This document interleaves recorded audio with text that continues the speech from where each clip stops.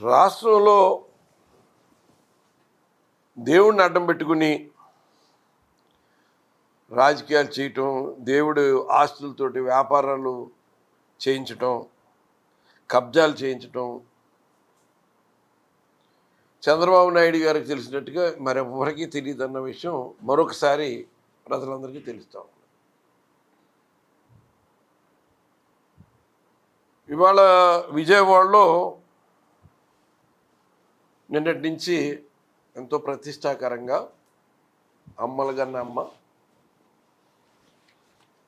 ఇంద్రకీలాద్రిపై నివసించి ఉన్న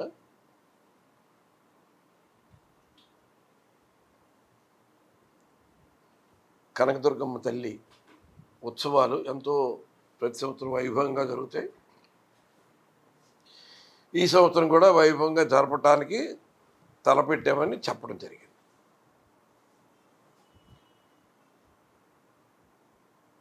ఈ ఉత్సవాలంటే రాష్ట్రం నుంచి, రాష్ట్ర ప్రజల నలుమూలల నుంచి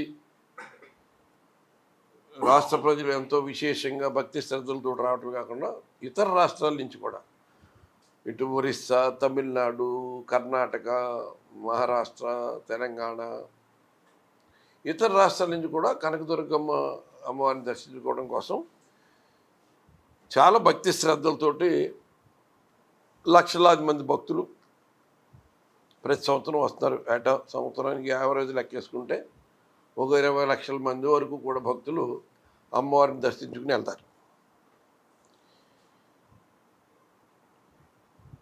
ఇవాళ అంటే ఈ కూటమి నాయకుల యొక్క దృష్టి ఇప్పటి వరకు రాష్ట్రంలో ప్రధాన నగరాల్లో ఎంతో విలువైన ఎకరం 100 కోట్లు పైన చేసే విలువైన భూముల్ని ఏదో పెద్ద పెద్ద కంపెనీలకి కట్టబెడుతున్నాం, ఏదో అక్కడి నుంచి ఎంప్లాయ్మెంట్ వస్తుందన్న పేరుతో అడ్డం పెట్టుకుని వర్షా లేకపోతే ఉల్ఫా, మరి ఇటు దాన్ని ఏమైనా వర్షా అంటే నాకు ఉల్ఫా అనిపించింది. ఉల్ఫా అని ఇదివరకు ఎక్స్ట్రీమిస్టుల గ్రూప్ ఒకటి ఉండేది. అలాగా వాళ్ళకన్నా కూడా కారు సౌకగా 99 పైసలకి ఎకరం ఇచ్చేసే కార్యక్రమాన్ని చేపట్టారు. అది రాష్ట్ర ప్రజలందరూ కూడా దీని మీద తీవ్రంగా ఈ ప్రభుత్వం యొక్క కుట్రని, దోపిడీని అర్థం చేసుకుంటున్నారు. దాని మీద ఇంకా మరి వాళ్ళకి జీవో ఇంకా ఇష్యూ అయిందో లేదో మనం వేచి చూడవలసిన అవసరం ఉంది. ఇటువంటి పరిస్థితుల్లో ఈ వర్షాకి పేరు మీద వేలాది కోట్ల భూములు కొట్టేసిన వ్యక్తే విజయవాడ పార్లమెంట్ సభ్యుడు కేశినేని చిన్నికి దృష్టి గొల్లపూడిలో ఉన్న గొడుగు వెంకటేశ్వర స్వామి వారికి చెందిన భూమి ఎండోమెంట్స్ డిపార్ట్మెంట్ అధీనంలో ఉంది. ఈ భూమి మీద పడింది. గతంలో నేను దేవాదాయ ధర్మాదాయ శాఖ మంత్రిగా ఉన్నప్పుడు కూడా దాని మీద కొందరు మా కమిషనరేట్ కూడా ఆ సమీపంలో ఉంది, దానికి ఆపోజిట్గానే ఉంటుంది భూమి. దీని మీద అప్పుడు జిల్లా రెవెన్యూ యంత్రాంగం కూడా కన్నేసి ఏదో కలెక్టరేట్ని అక్కడ పెట్టేద్దామని ఒక ప్రయత్నం చేస్తే దేవాదాయ ఎండోమెంట్స్కి సంబంధించిన భూములు ఎక్కడ అలాగా దఖలుపడటానికి అవకాశం లేదు, అలా ఇవ్వటానికి వీలు లేదు. అది దైవ సంబంధితమైన ఆధ్యాత్మిక కార్యక్రమాలు, ఇతర కార్యక్రమాలకి, ధర్మ ప్రచారాలు, లేకపోతే ఇంకా ఇతర ధార్మికమైన కార్యక్రమాలకు ఉపయోగించాలి తప్ప ఇలాగా కలెక్టరేట్లలో లేదా ఇంకోట పెట్టుకోవడానికి లేదు. రెవెన్యూకి సంబంధించి నగరంలో అనేక భూములు ఉన్నాయి. మీరు అటువంటి భూములు ఏదైనా చూసుకుని అక్కడ మీరు కలెక్టరేట్ పెట్టుకోవాలి, కానీ దేవుడికి సంబంధించిన ఆస్తిలో మీరు కలెక్టరేట్ పెడతానికి కుదరదని నేను ఆ రోజు ఖరాఖండిగా నిర్ద్వందంగా వ్యతిరేకించాను. ఇవాళ ఆ గొడుగు వెంకటేశ్వర స్వామి వారి భూములు బాగా కళ్ళు కుట్టేస్తున్నాయి. దగ్గర దగ్గర ఒక 800 నుంచి 1000 కోట్ల రూపాయలు విలువైన ఆస్తులు ఈ విజయవాడ ఎంపీ గారి దృష్టిలో పడి ఇప్పుడు ఆయన ప్రభుత్వంతో కుమ్మక్కి అయిపోయి, యువనేతతో కుమ్మక్కి అయిపోయి 99 పైసలకి వేల కోట్ల ఆస్తి కొట్టేసింది కూడా సరిపోలేనట్టు ఉంది. ఇంకా ఇంకా ఆకలి ఎక్కువగా ఉన్నట్టు ఉంది. దీన్ని కొట్టేయాలని ప్రయత్నం చేస్తే హైకోర్టు ఒక డైరెక్షన్ కూడా ఇచ్చింది. దీంట్లో ఇప్పుడేదో మీరేదో పూడుస్తున్నారు, చేస్తున్నారు, ఎట్టి పరిస్థితుల్లోనూ అక్కడ దేవాదాయానికి సంబంధించిన దేవాదాయ శాఖకి సంబంధించిన భూముల్లో మీరు ఎటువంటి కార్యక్రమాలు చేపట్టడానికి వీల్లేదు. మీరు చేసిన పనులన్నీ కూడా వెనక్కి తీసుకుని యథాతథ స్థితిని కొనసాగించమని కూడా కోర్టు ఆదేశించింది. అయినప్పటికీ ప్రభుత్వ వత్తాసుతోటి, ముఖ్యమంత్రి గారి వత్తాసుతోటి, ఈ కూటమిలో ఉన్న పార్టీల వత్తాసుతోటి ఈ విజయవాడ ఉత్సవ పేరుతోటి, అంటే ఈ విజయవాడ ఉత్సవ పేరు మీద ఈ అమ్మవారి దసరా మహోత్సవానికి వచ్చే లక్షలాది మంది భక్తుల్ని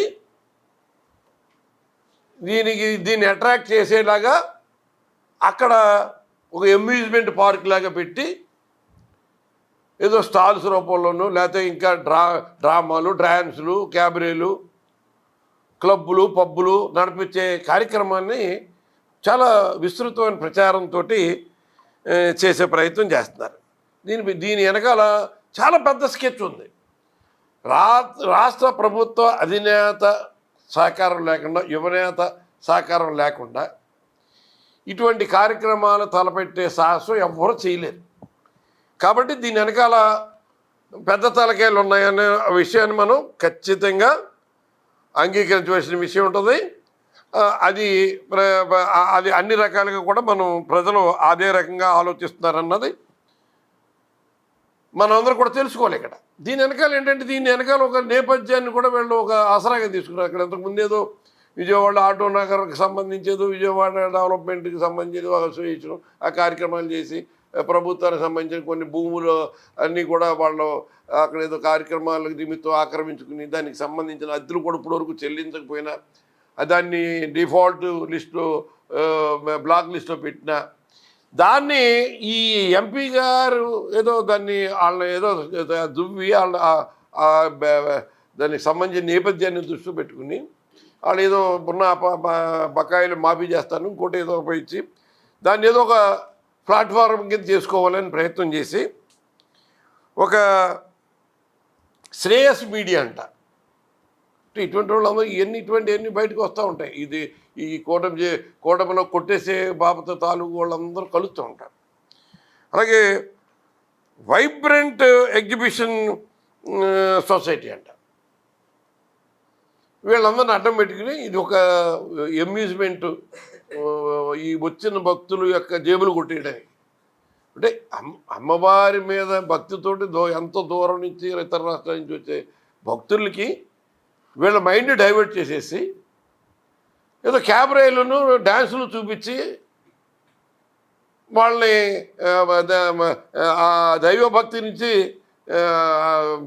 తప్పు దారి పట్టించే ప్రయత్నం చేయటం అన్నది చాలా దుర్మార్గమైన విషయం.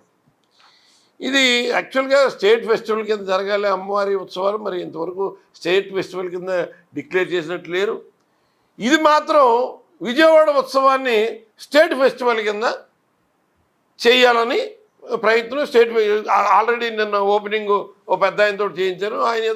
ఆయన వాక్చాతుర్యంతో ఏదో పిలిచారు కదా అని ఆయన నిన్న ఏదో చెప్పాడు అనుకోండి, అది మనం చూసాం. దాని గురించి మనం పెద్ద మాట్లాడవలసిన అవసరం లేదు. అంటే దీన్ని ఏ రకంగా వీళ్ళు ప్రమోట్ చేస్తారన్నదానికి ఆ పెద్ద ఆయన తీసుకొచ్చి ప్రారంభోత్సవం చేయించారు. అంటే దీని వెనకాల ఎంత భారీ కుట్ర స్కెచ్ ఉందో మరి ఆ జనం అర్థం చేసుకుంటారు. ఇంతకుముందు ఇప్పుడు అసలు నిజంగా ఇది దసరా ఉత్సవాలకు సంబంధించింది అయితే జరిపేది ఎండోమెంట్స్ డిపార్ట్మెంట్కి సంబంధించిన భూమిలో జరుగుతున్నట్టయితే మరి దీనికి సంబంధించిన ఒకవేళ భక్తుల నుంచి వచ్చిన ఆదాయాన్ని అమ్మవారి హుండీలో దేవాలయానికి అప్పచెప్పేయాలి కదా. ఎన్ని కోట్లు వచ్చినా మనం ఆ ప్రయత్నం చేస్తామని ఎక్కడని చెప్పారా? అలాగేం చెప్పట్లా. అసలు ఇది అంటే ఏదో మనకి చూడండి, అగ్గిపుల్ల నుంచి సబ్బు బిళ్ళ వరకు కాదేది అనర్హం కవితకి అంటారు చూసారా, అలాగా దోపిడీకి ఈ కూటమి ప్రభుత్వంలో ఏ అవకాశం వచ్చినా సరే అందిపుచ్చుకోవడానికి వీళ్ళు సిద్ధంగా ఉన్నారు. ప్రతి నియోజకవర్గంలో పెద్ద ఎత్తున దోపిడీ జరుగుతుంది. ఇది చంద్రబాబు నాయుడు గారికి తెలీదా? ఆయన దృష్టికి వస్తుంది. కానీ వీళ్ళని ఏం చేయాలి, ఎలా కంట్రోల్ అవ్వాలో తెలియటానికి ఏముందంటే మీరు చేసే కార్యక్రమం ఏంటి, మీరు పెద్ద ఎత్తున చేస్తారని మేము మా లెవెల్లో మేము చేస్తున్నామని చెప్తుంటే దానికి సమాధానం చెప్పలేని పరిస్థితుల్లో ఈ కూటమి ప్రభుత్వం ఉంది. ఇవాళ ముఖ్యమంత్రి గారు కానీ ఉప ముఖ్యమంత్రి గారు అయితే ఆయన దేనికి సమాధానం చెప్పలేని పరిస్థితి లేదు. ఆయన ఏదో సినిమా ప్రమోషన్లో జపాన్ భాష నేర్చుకున్నాడంట. ఎవరైనా ఏదైనా పడితే జపాన్ భాషలో తిరిగి చెప్తున్నారు. మరి ఇనేవాడికి జపాన్ భాష రాదు కదా, అందుకని ఆయన ఏదో ఆయన క్రమంలో ఉన్నారు. ఇటువంటి ఈ దేవాలయానికి రావాల్సిన ఆదాయం ఇవాళ ఎందుకు చెప్తున్నానంటే, ఇది ఏనాడు దేవాదాయ ధర్మాదాయ సంస్థ ఎండోమెంట్స్ డిపార్ట్మెంట్ ద్వారా నేను 2 సంవత్సరాలు ఎండోమెంట్స్ డిపార్ట్మెంట్కి సంబంధించిన శాఖ మంత్రిగా చాలా దేవాదాయ ఆస్తులను కాపాడడానికి చాలా చిత్తశుద్ధితోటి సిన్సియర్గా ప్రయత్నం చేసాం. ముఖ్యమంత్రి గారి సహకారంతో ఈ ఎండోమెంట్స్ చట్టంలో ఉన్న లొసుగులను అడ్డం పెట్టుకుని దేవాదాయ ధర్మాదాయ శాఖకు సంబంధించిన అనేక విలువైన ఆస్తులు యాక్చువల్గా ఈ ఎండోమెంట్స్కి కానీ టెంపుల్స్కి కానీ ఆస్తులు ఎందుకు పుణ్యాత్ములు ధర్మాత్ములు దేవుడికి అప్పచెప్తారంటే, వాళ్ళు సంపాదించిన ఆస్తులు మనం కొన్ని పుణ్య కార్యక్రమాలు ఈ ధార్మిక కార్యక్రమాలు గుళ్ళకి భగవంతుడికి అప్పచెప్పినట్టయితే మనం చనిపోయిన తర్వాత మనకి స్వర్గగతులు అందుతాయి, భగవంతుని ఆశీస్సులు ఉంటాయి. మన చనిపోయిన తర్వాత కూడా మా ఆత్మలకు సంతృప్తి శాంతి కలుగుతుంది.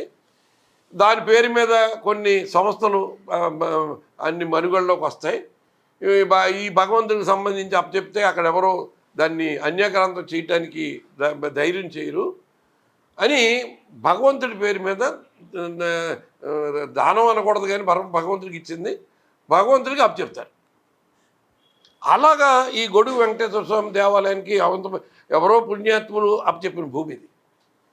అక్కడ ఆ భూమిని సదుద్దేశంతో ఇవ్వాలంటే ధార్మికపరమైన కార్యక్రమాలు, లేకపోతే హిందూ ధర్మాన్ని ప్రోత్సహించే కార్యక్రమాలు, ధర్మ ప్రచార పరిషత్తుకి సంబంధించో లేకపోతే ఎండోమెంట్స్ ద్వారానో ఏదో మంచి కార్యక్రమాలు చేయడానికి చేయొచ్చు. అలాగ చేయడానికి కాదు, ఇది దోచేయడానికి ప్రయత్నం చేస్తారు. నేను ఇందాక ప్రస్తావించాను కదా, నేను మంత్రిగా ఉన్నప్పుడు ఈ దేవాదాయ ధర్మాదాయానికి సంబంధించిన డిపార్ట్మెంట్కి సంబంధించి ఉన్న చట్టంలో లొసుగులు ద్వారా ఎవరైనా ఒక భగవంతుడు ఎండోమెంట్స్ ప్రాపర్టీని లీజుకి తీసుకుంటే ఆ లీజ్ పీరియడ్ అయిపోయినా కూడా లీజ్ కట్టకుండా వాళ్ళ ఆధీనంలో పెట్టుకుని వాళ్ళ కంట్రోల్లో పెట్టుకుని వాళ్ళకి ఇతరులకు అమ్మేసినట్టుగా అమ్మేసి లేకపోతే ఇంకోటి రకరకాలుగా అన్యక్రాంతం చేస్తారు. దీన్ని దృష్టిలో పెట్టుకుని దీన్ని పక్కడ్బందీగా తయారాలని ముఖ్యమంత్రి గారు కూడా ఆదేశిస్తే, ఆయన కూడా మరి ఆనాటి ముఖ్యమంత్రి గారు వైఎస్ జగన్మోహన్ రెడ్డి గారు, ఆయనకి భగవంతుడు అంటే చాలా భక్తి శ్రద్ధలు, భగవంతుడి మీద అపారమైన నమ్మకం, ఏం జరిగినా భగవంతుడి ఆశీస్సులతో జరుగుతున్నాయని నమ్మే వ్యక్తి. ఆయన ఏమన్నా అంటే, కొట్టన్నా నువ్వు ఈ ఎండోమెంట్స్లో ఉన్న చట్టంలో ఉన్న లొసుగుల్ని సరిచేసే కార్యక్రమం మనం చేద్దాం, మన ప్రభుత్వంలో దీనికి చట్టబద్ధత కల్పించి ఏ సెక్షన్లో అయితే లొసుగులు ఉన్నాయో ఆ సెక్షన్ని మార్పు చేయమని చెప్తే సెక్షన్ 83ని ABCDEF లాగా ఏవో ఉండే అవన్నీ కూడా మార్పు చేసి ఈ సెక్షన్ 83లో ఉన్న సబ్సెక్షన్స్ అన్ని మార్పు చేసి ఎండోమెంట్కి సంబంధించిన ఆస్తులు ఎవరైనా కనుక లీజుకి తీసుకుంటే లీజుకి తీసుకున్న దాన్ని బట్టి ఆ లీజ్ పీరియడ్ వరకు ఆ నిర్ణయించిన అద్దె కట్టాలి. లీజ్ అయిపోయిన తర్వాత మళ్ళీ ఆక్షన్ చేసి మళ్ళీ ఎంత లీజ్ ఫిక్స్ చేస్తే ఆ లీజ్ కడతా ఉండాలి. అలా కాకుండా లీజ్ కట్టకుండా ఆస్తిని వాళ్ళ స్వాధీనంలో ఉంచుకుని లేకపోతే అక్కడున్న ఏదైతే ఆ డిపార్ట్మెంట్ టెంపుల్కి అయితే టెంపుల్, జిల్లాలో అయితే జిల్లా, ఎక్కడ ఆ ఈవో ఒక 15 రోజుల వ్యవధిలో నోటీస్ ఇచ్చి నోటీసుకి సరైన రిప్లై రాకుండా స్పందించకపోతే విత్ పోలీస్ ప్రొటెక్షన్ తోటి వెళ్ళి హ్యాండ్ ఓవర్ చేసుకోవటం, అక్కడ ఎవరైనా అడ్డగించే ప్రయత్నం చేస్తే వాళ్ళకి 8 సంవత్సరాల కఠిన కారాగార వాసం శిక్ష పడేలాగా ఆ సెక్షన్ను పొందుపరిచి పెట్టడం జరిగింది. ఇది నేను చేసిన తర్వాత నాకు తెలంగాణ ప్రభుత్వం నుంచి ఫోన్లు వచ్చినాయి, ఇంక ఇతర రాష్ట్ర ప్రభుత్వం నుంచి కూడా ఫోన్లు వచ్చినాయి. మీరు ఈ చట్టాన్ని ఎలాగ చేశారు, మాకు కూడా అది అవసరం, మా రాష్ట్రంలో కూడా ఇలాగ అన్యాక్రాంతం అవుతున్నాయి, దయచేసి దానికి సంబంధించిన డీటెయిల్స్ ఇవ్వమని కూడా అడిగారు. అంత పకడ్బందీగా చట్టాన్ని చట్టబద్ధం చేసి శాసనసభ ఆమోదింపజేసి గవర్నర్ పంపించి దాన్ని రాజముద్ర వేయించాం. ఇటువంటి పరిస్థితుల్లో వీళ్ళ ఆశలు కొట్టేసే ప్రయత్నం చేస్తున్నారంటే మరి నిజంగా ఎంత దుర్మార్గమైన ఆలోచన చేస్తారో మీరు ఆలోచన చేయండి. ఇప్పుడు ఏదైనా ప్రభుత్వం ఎండోమెంట్స్, ఇప్పుడు నేను కూడా ఎండోమెంట్ మినిస్టర్గా చేశాను. ముఖ్యమంత్రి గారు ఆలోచన ఏంటంటే ఈ రాష్ట్రం సర్వతోముఖాభివృద్ధి సాధించాలి, రాష్ట్ర ప్రజలందరూ సుఖ సంతోషాలతో ఉండాలి, వాళ్ళ అన్ని రకాల అంగాల్లో కూడా ఆ కుటుంబాలు అభివృద్ధిలోకి వెళ్ళాలి.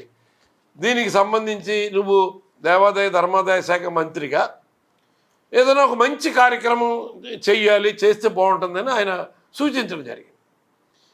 నేను మాకు అప్పటికే ఈ ఎండోమెంట్స్ డిపార్ట్మెంట్లో ఎన్నో సంవత్సరాల నుంచి పెండింగ్లో ఉన్న ధార్మిక పరిషత్ కానీ,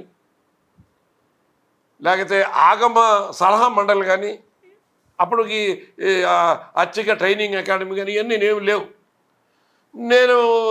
మేము మంత్రిగా బాధ్యతలు స్వీకరించిన తర్వాత కొంత ముఖ్యమంత్రి గారి సహకారం తీసుకుని ఆయన ఎప్పటికప్పుడు నాకు సంపూర్ణ సహకారం అందించేవారు. కాబట్టి ఈ ధార్మిక పరిషత్ అన్నది ఏర్పాటు చేయడానికి చాలా దానికి క్లిష్టతరమైన కండిషన్స్ అన్నీ మనం ఫాలో అయ్యి జాగ్రత్తగా చేయాలి.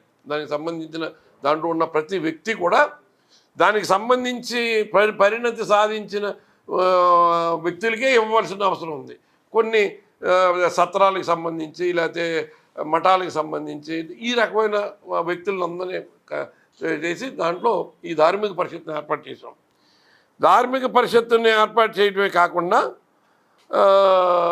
ఆ ధార్మిక పరిషత్ ద్వారా తిరుపతిలో ఉన్న అతిరాంజీ మఠానికి సంబంధించిన దోపిడీ జరుగుతున్న, దానికి సంబంధించిన మఠాధిపతి అన్యాయాలు చేస్తున్నా దాన్ని కంట్రోల్ చేయడానికి ప్రభుత్వానికి కూడా అధికారం లేకపోతే కోర్టు నిర్ణయించి ప్రభుత్వానికి సంబంధం లేదంటే ఈ ధార్మిక పరిషత్ ద్వారానే జరగాలంటే ధార్మిక పరిషత్ని ఏర్పాటు చేసి ఆ మఠానికి సంబంధించిన అన్యాయాలు అక్రమాలన్నీ కూడా కంట్రోల్ చేసి ఆ మఠాధిపతిని తొలగించి దానికి అర్హుడైన మఠాధిపతిని వేసి సెక్యులర్ కార్యక్రమాలు చేయడానికి వేరే అధికారిని వేసి అన్ని రకాలుగా కూడా కార్యక్రమం చేస్తాం. అలాగే ఆగమ పండితుల సలహా మండలి కూడా అన్ని ఆగమాలకు సంబంధించిన 8 ఆగమాలకు సంబంధించిన ఆగమ పండితులను కూడా ఏర్పాటు చేసి ఆగమ సలహా మండలిని కూడా ఏర్పాటు చేసి, ఎందుకు చెప్తానంటే ముఖ్యమంత్రి గారు ఆనాటి ముఖ్యమంత్రి గారు అన్న మాట మీద ఒక మహాయజ్ఞాన్ని ఈ రాష్ట్ర సర్వతోముఖాభివృద్ధి కోసం చేద్దాం, దీనికి అందరికి ప్రజలకి మేలు జరగాలి, రాష్ట్రానికి మేలు జరగాలనే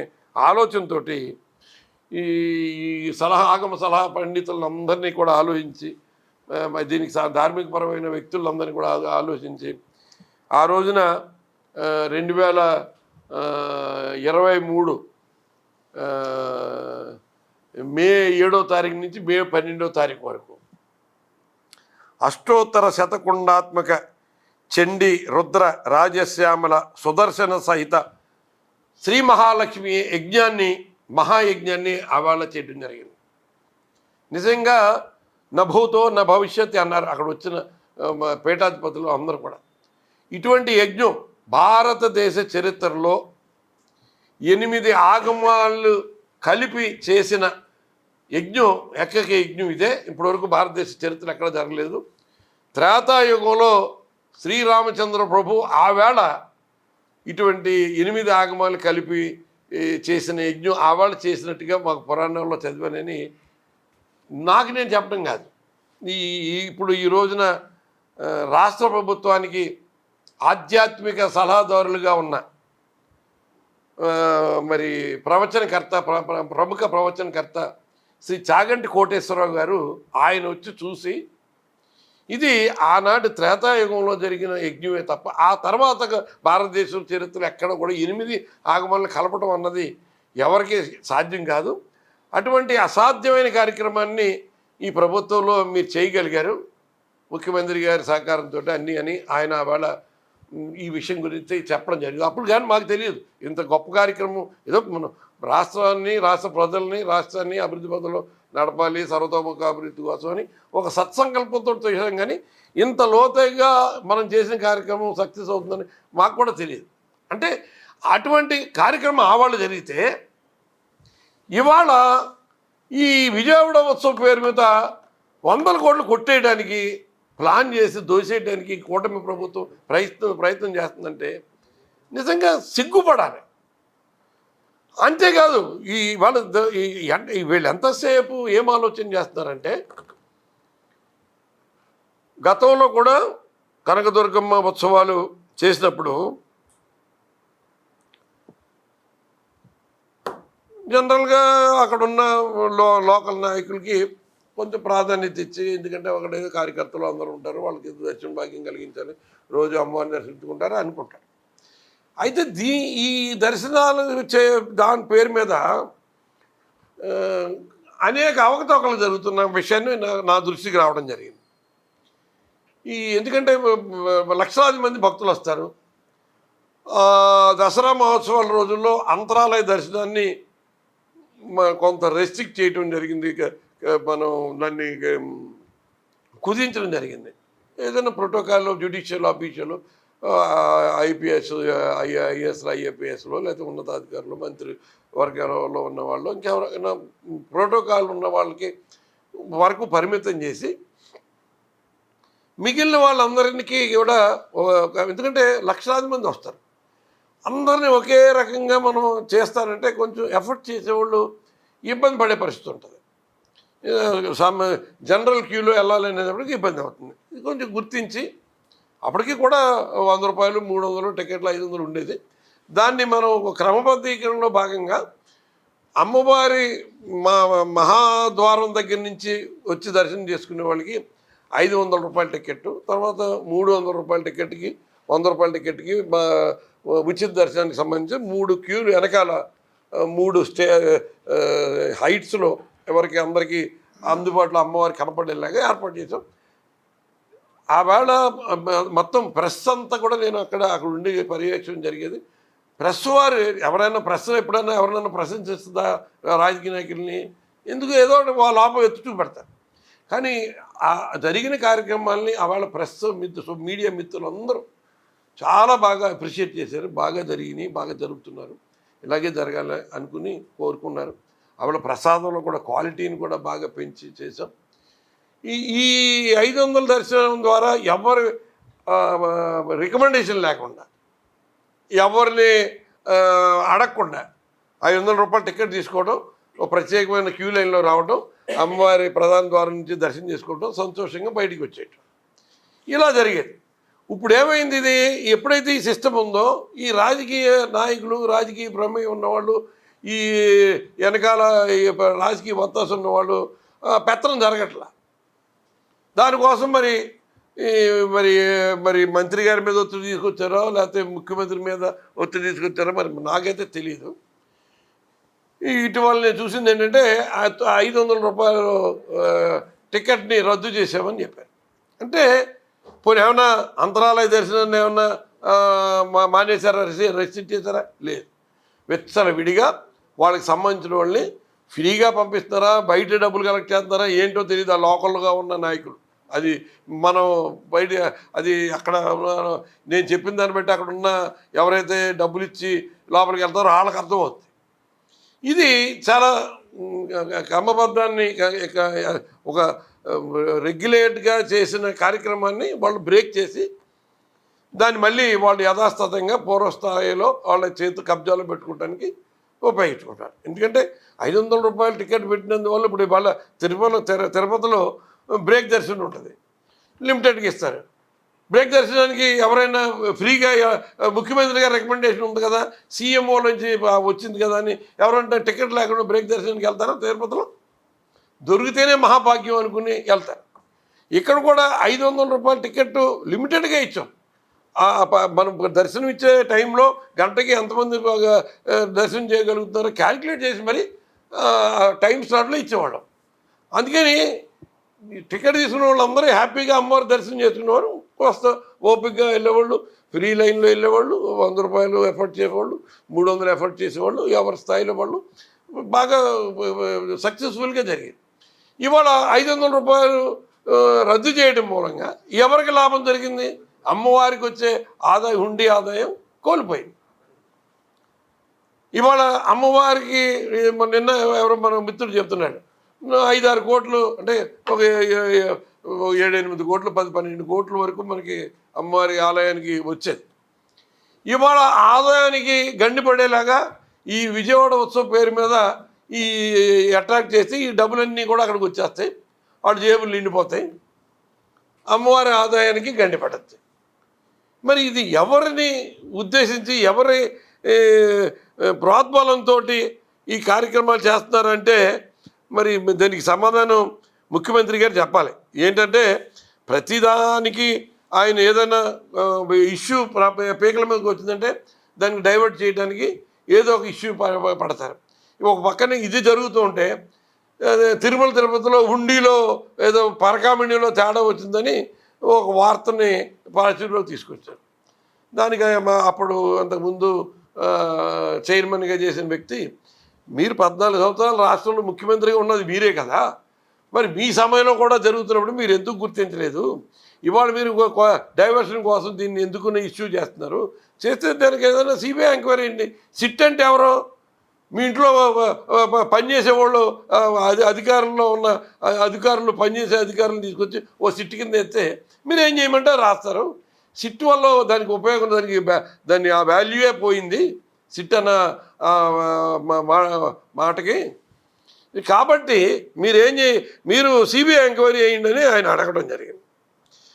అంటే ఇది ఒక డైవర్షన్ చేయడం కోసం మరి చేసే ప్రయత్నం తప్ప ఇవాళ మరి దాన్ని ఏ రకంగా మీరు సమర్థించుకోగలుగుతారు?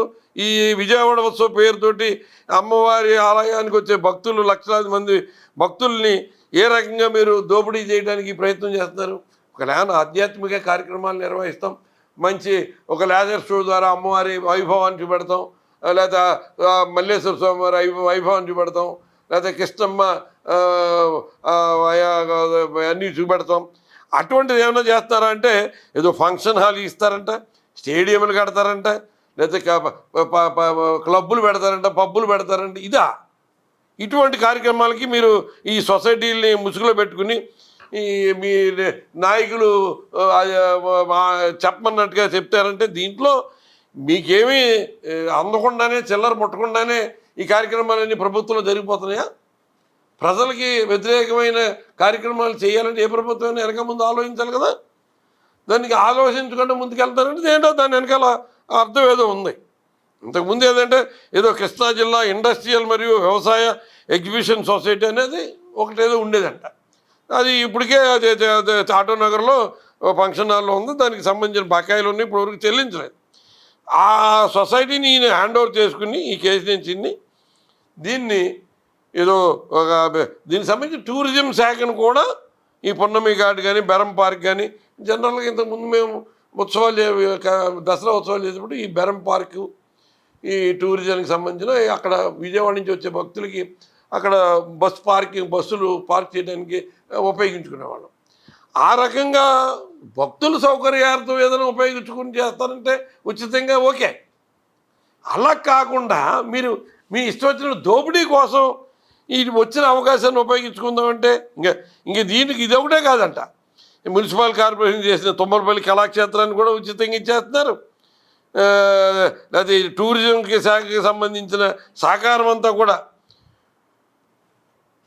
అది కూడా వాళ్ళకి ఫ్రీగా వాళ్ళు సహకరించేలాగా దీంట్లో పెడుతున్నారు. ఆ బెరం పార్క్ను పూర్తిగా తీసేసుకున్నారు. దానికి పైసా అద్దె కూడా చెల్లించే అవసరం లేదని చెప్పేస్తున్నారు. మరి ఈ పుష్కరి పున్నమి ఘాటుకి సంబంధించి వాళ్ళు హ్యాండ్ ఓవర్లో పెట్టుకున్నారు. ఇటువంటి అన్నీ కూడా మరి ఏ రకంగా చేయగలుగుతారు? ఇటీవల మన అక్కడేదో ఇందిరాగాంధీ స్టేడియంలో ఏదో ఇళయరాజా గారిది ఏదో ఒక మ్యూజిక్ షో నిర్వహించారు. దానికి 850 రూపాయలు టికెట్ పెట్టి కలెక్ట్ చేశారు. అలాగే ఇంకో కార్తీక్ షోకి 500 పెట్టారంట. ఇంకో షోకి ఏదో 499 పెట్టారంట. మరి ఇంకో ఇంకా రకరకాల దానికి 299 పెట్టారు. ఇలాగా డబ్బులు పిండే కార్యక్రమాలు పెడతాం. దీనికి సంబంధించిన స్టాల్స్, హోటళ్ళు, రెస్టారెంట్లు పెట్టి ప్రతిదాన్ని లక్షల రూపాయలు వాళ్ళ దగ్గర నుంచి రెంట్ రూపంలో తీసుకుని ఈ ఎంటర్టైన్మెంట్ పేరిట, సినిమాల పేరిట ఇక డబ్బులు దండుకోవటం అన్నదానికి ఈ కూటమి ప్రభుత్వం బాగా అలవాటు పడిపోయిందన్న విషయాన్ని ప్రజల దృష్టిలోకి తీసుకురావడం జరుగుతుంది. దీన్ని ఏంటంటే ఈ ఎప్పుడైతే మనం ప్రశ్నించామో వెంటనే ఒక డైవర్షన్ మొదలు పెడతారు. ఈ పరకామణి ఇష్యూ ఒకటి ఇప్పుడు ప్రచారంలోకి తీసుకొచ్చారు.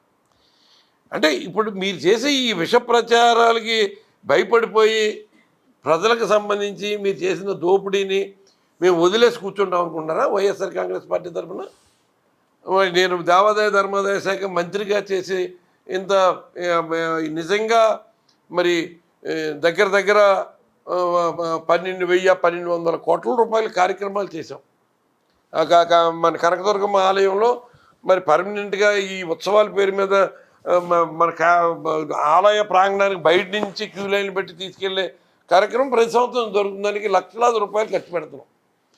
అవన్నీ కూడా కంట్రోల్ చేయడానికి ఒక క్యూ లైన్ వ్యవస్థ 8 అంతస్తుల 7 అంతస్తుల క్యూ కాంప్లెక్స్ని ఏర్పాటు చేసి బయట నుంచి వచ్చే భక్తులు డైరెక్ట్గా వెళ్ళడానికి ఒక ఎలివేటెడ్ బ్రిడ్జ్ పెట్టి వేలాది మంది ఒకేసారి భోజనం చేయడానికి first floor, second floor, ground floor, first floor, 2 ఫ్లోర్లు భోజన డైనింగ్ హాల్కి ఏర్పాటు చేసి ప్రసాదం పోటు అమ్మవారికి శాస్త్రం అంటే ఆగమ శాస్త్రం అనివ్వండి, లేకపోతే వాస్తు శాస్త్రం అనివ్వండి, అక్కడ ఆగ్నేయంలో పోటు ఉండాలంటే ఆ ఆగ్నేయ పోటు ప్రసాదం తయారీ కేంద్రాన్ని 4 అంతస్తుల భవనంలో ఏర్పాటు చేయడానికి ఇలాగా పెద్ద ఎత్తున అభివృద్ధి కార్యక్రమాలన్నీ చేసాం. పైన అర్చన కుంకుమార్చనకి 2 ఫ్లోర్లతోటి హాల్ నిర్మాణం చేసాం.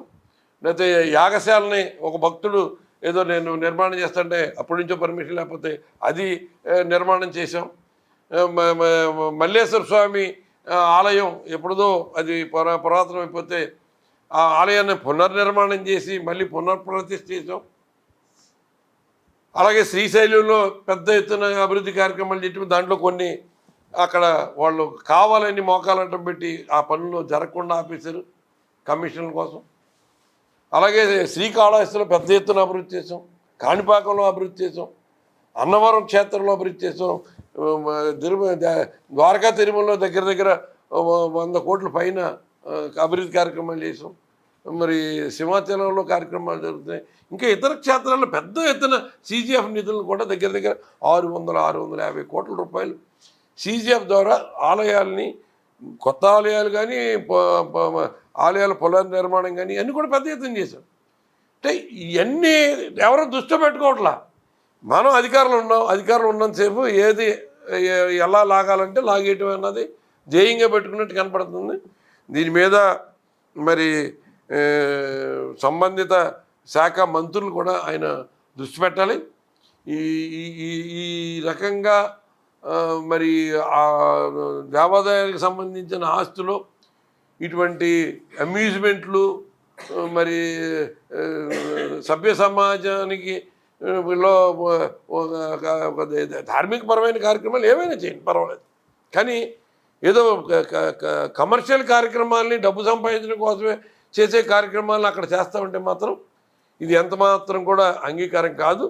ఒక దేవాదాయ ధర్మాదాయ శాఖ మంత్రులుగా మీరు కూడా దీని మీద రియాక్ట్ అవ్వాలి. దీని మీద తగిన చర్యలు తీసుకోవాలి. ఎందుకంటే మీకు ఒకటే ఉదాహరణ చెప్తున్నాం. ఆ వేళ 2023లో దేశం గర్వించేలాగా ఒక మహాయజ్ఞాన్ని ఎంతో సక్సెస్ఫుల్గా చేసి చూపించాం. 850 మంది ఋత్విక్కుల్ని దాంట్లో ఇన్వాల్వ్ చేసి చాలా శాస్త్రోక్తంగా, శాస్త్రబద్ధంగా వచ్చిన పీఠాధిపతులు అందరూ ఆశ్చర్యపోయే విధంగా ఒక సక్సెస్ఫుల్ ప్రోగ్రాం చేసాం. దాన్ని మీరు చూసిన తర్వాత కూడా ఇటువంటి వికృతమైన కార్యక్రమాలు చేద్దామని ఆలోచించడం అన్నది ఇది ఏమాత్రం సబబు కాదు. మీరు ఇంకా అటువంటి మంచి యజ్ఞాలు చేయండి, ఇంకా అంతకంటే ఇంకా గొప్పగా ఎలా చేయాలో ఆలోచన చేయండి, దాన్ని సక్సెస్ఫుల్గా చేయండి. లాభాపేక్ష ఏంటి? అది ఆమె ఎవరి దగ్గర నుంచి ₹1 చందా తీసుకోకుండా ప్యూర్లీ ఎండోమెంట్స్ డిపార్ట్మెంట్ ద్వారానే ఆ కార్యక్రమం చేయించాం. ఒక రాష్ట్రం, రాష్ట్ర ప్రజలు, రాష్ట్రం సర్వతోముఖాభివృద్ధి, రాష్ట్రం దేశంలోనే మంచి అభివృద్ధి పదంలో నడవాలని ఒక సత్సంకల్పంతో చేసిన కార్యక్రమం అది. మరి అటువంటి కార్యక్రమాలు చేసిన తర్వాత కూడా మీకు ఎదురుగుండా ఎగ్జాంపుల్ ఉదాహరణలు కనపడుతున్నా కూడా అటువంటి కార్యక్రమాలన్నీ పక్కన పెట్టేసి ఇటువంటి అమ్యూజ్మెంట్ పార్కులు, కమర్షియల్ ఆలోచనతోటి దోచేసే కార్యక్రమాలు చేపట్టడం అన్నది ఎంత మాత్రం కూడా సబబు కాదు. ఇప్పటికని ప్రభుత్వం కళ్ళు తెరిచి ఆ కార్యక్రమాలన్నీ క్లోజ్ చేస్తే మంచిది. మరి ఆ కార్యక్రమాలు కొనసాగించడం ద్వారా ఇక మీరు కేవలం డబ్బు కోసం ఏ పైనైనా చేస్తారన్న ఆలోచనతో మీరు ముందుకెళ్తారని రాష్ట్ర ప్రజలందరూ భావిస్తారని కూడా తెలియజేస్తారు.